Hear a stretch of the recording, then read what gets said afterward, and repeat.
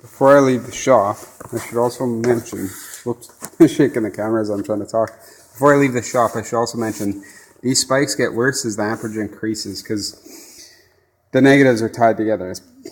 You know, the negative is pulling from battery wire, so adding more caps to the rails, getting proper amounts of caps on there. I've been experimenting again. This seems to always happen, so it takes a lot. I tried asking people about what I should use for caps, you know, how to calculate them. There's nobody really has any answers for that. They just put a whole bunch on there and call it a day kind of thing. So there is a couple different types of caps. I know you're supposed to use like these red ones here in the middle.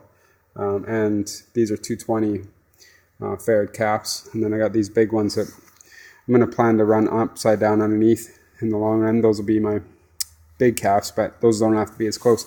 These all of these are really low inductance, low resistance caps here. And then I got some really small ones in between those and underneath. So did the best I could, but I might need to take, you know, one or two of those off and add another 220, and that's what these are, just as an experiment, is 220 farad caps. So microfarad caps, I guess. So yeah, that gets bigger as the problem gets worse, which I have to remember.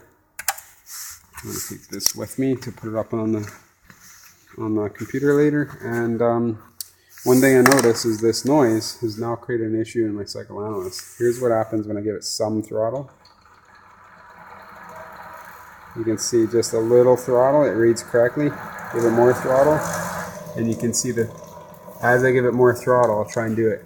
You can see the kilometers per hour jump. And all of a sudden it thinks it's like in a couple hundreds of kilometers per hour because it's getting noise on the 5-volt rail, which is where the hall sensors run from. So that's definitely an issue I have to fix. Never seen that before. This is new, so not quite sure what's causing it, other than just the fact that things are connected together.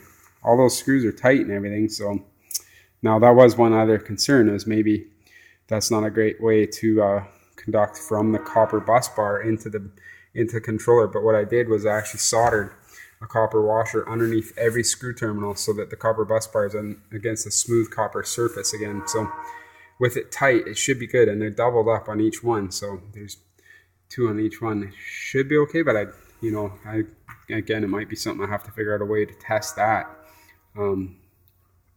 Getting there though, definitely challenging, but exciting at the same time.